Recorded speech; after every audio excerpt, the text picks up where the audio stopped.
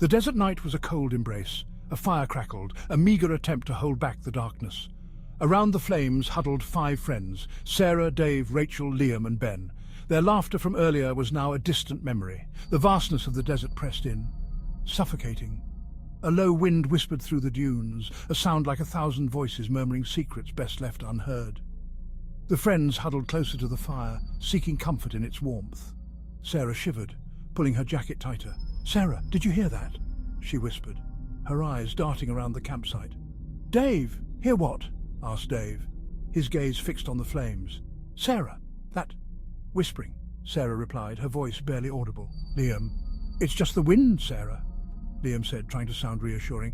"Just the wind." But even as he spoke, a chill ran down his spine. The wind seemed to carry with it a strange, unsettling energy.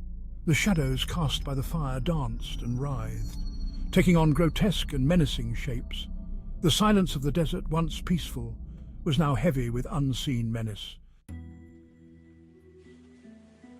Dave threw another log on the fire, sending sparks spiraling into the night. The flames flared, momentarily pushing back the shadows. But as quickly as they receded, they returned, longer and more distorted than before. The friends fell silent, each lost in their own thoughts, their faces illuminated by the flickering firelight. Rachel, usually the most light-hearted of the group, shivered and pulled her knees to her chest.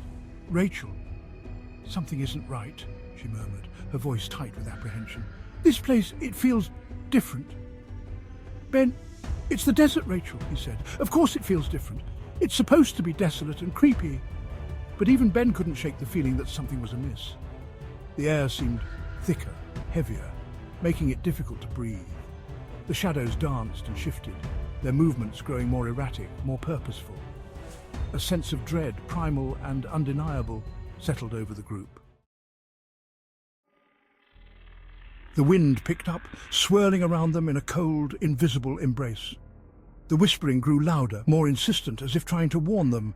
Sarah felt a shiver run down her spine, a primal fear gripping her heart. "Sarah, we should leave," she said, her voice trembling. "This place, it feels wrong." "Liam, Sarah's right," he said, his voice tight. "This doesn't feel safe. We should pack up and find somewhere else to camp." "Dave..." "Come on, guys," he said, forcing a laugh. "Don't be scared. It's just a little wind. We'll be fine." His words did little to ease their growing unease. The desert seemed to close in around them, the darkness pressing against the circle of firelight. The shadows danced and writhed with a life of their own, their movements no longer random, but deliberate, as if something unseen was stalking them from the darkness. A low growl echoed across the dunes, sending a chill down their spines. The friends froze, their gazes darting around the campsite, searching for the source of the sound. "Rachel, what was that?" she whispered, her voice barely a breath. "Dave..." "Just a coyote," he said, his voice strained. "Probably just hungry." But his words lacked conviction. The growl had been too deep, too guttural to be that of a coyote. It sounded almost human. Then they saw them. Figures, tall and gaunt, emerged from the darkness beyond the firelight. Their forms were distorted, their limbs elongated and twisted at unnatural angles. Their eyes glowed with a malevolent light. A collective gasp escaped the friends' lips. They huddled closer together, their eyes wide with terror. The figures moved closer, their movements jerky and unnatural, like puppets controlled by an unseen hand. Their whispers grew louder, morphing into a low, guttural chant that seemed to vibrate deep within their bones. Section 5, Ben's transformation. Terror gripped them. The figures, now only a few feet away, seemed to pulsate with a dark energy. Their eyes, glowing with an unnatural light, bored into the group. Ben, his face pale and contorted with fear, suddenly lurched to his feet. He clutched at his chest, screaming. "Ben!" Sarah cried, reaching out to him. But it was too late. Ben's screams turned into a guttural roar, his body contorted, bones snapping and reforming, flesh bubbling and distending. His screams were echoed by the figures, their voices a chorus of madness and despair. From within Ben's distended belly, a grotesque hand burst forth. It was followed by another, and then another. They tore through his flesh, splattering blood and viscera onto the sand. The creatures, small and grotesque, with razor-sharp claws and glowing red eyes, emerged from Ben's shattered body. Section 6. Trapped. The desert floor began to undulate, a silent tremor that spoke of an ancient power awakening. Panic seized them. They scrambled back from the remnants of Ben, from the creatures that now scuttled towards them with an eerie silence. "Run!" Dave screamed, his voice hoarse with terror, but there was nowhere to run. The sand beneath their feet had turned to quicksand, dragging them down with an unrelenting grip. The creatures, their numbers multiplying, advanced. Their glowing eyes reflected the terror in the hearts of the remaining friends. Liam fought to free himself from the sand's grip, but it was no use. "We're trapped!" he shouted, his voice laced with despair. Rachel, tears streaming down her face, clung to Sarah. "This can't be happening," she sobbed. "This can't be real."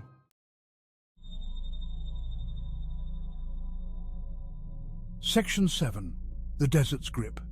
The creatures, their forms distorted and grotesque, circled the sinking group. Their silence was more terrifying than any scream.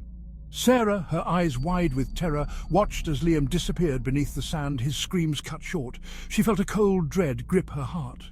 The sand was up to her waist now, pulling relentlessly. Beside her, Rachel's struggles were growing weaker. The desert itself was alive, a malevolent entity intent on consuming them whole.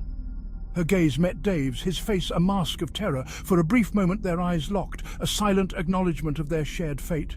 Then, with a final, desperate cry, Dave too was dragged beneath the surface. The sand closed over his head, swallowing him whole. Only Sarah and Rachel remained, their bodies slowly sinking into the cold, unforgiving embrace of the desert. Section 8. Fading Hope. The campfire, their only source of light and warmth, flickered weakly as the sand encroached upon its edges. The flames danced lower, casting long, grotesque shadows that danced and writhed with the creatures surrounding them. Rachel, her eyes wide with terror, clung to Sarah, her grip like a vice. "Don't let go," Rachel pleaded, her voice thin and reedy. "Please, Sarah, don't let go." Sarah wanted to reassure her friend, to offer words of comfort, but she couldn't find her voice.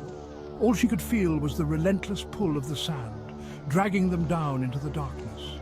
Hope, like the dying embers of the fire, flickered and faded with each passing moment.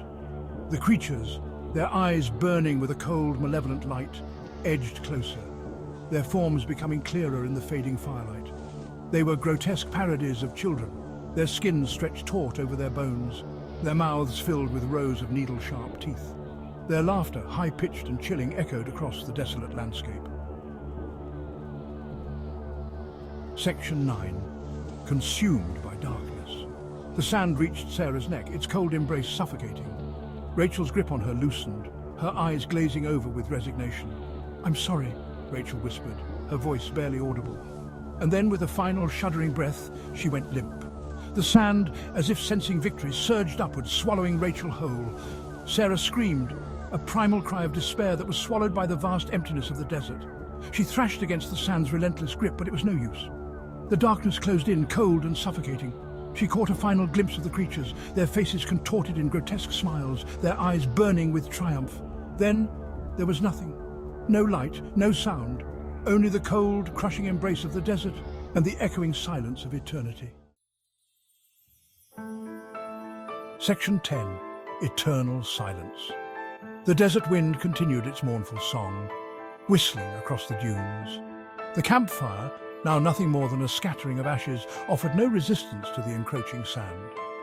The night sky, once ablaze with stars, was now shrouded in an impenetrable darkness. Where once there was laughter and warmth, now there was only silence. The desert had reclaimed its own, swallowing the 5 friends whole, their memory as ephemeral as a whisper on the wind.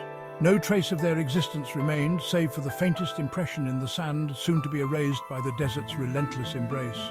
The desert, ancient and vast, remained unchanged, a silent testament to the insignificance of human life in the face of its timeless and unforgiving power. The whispers in the sand continued, a haunting reminder of the darkness that lurked beneath the surface, waiting to claim its next victims.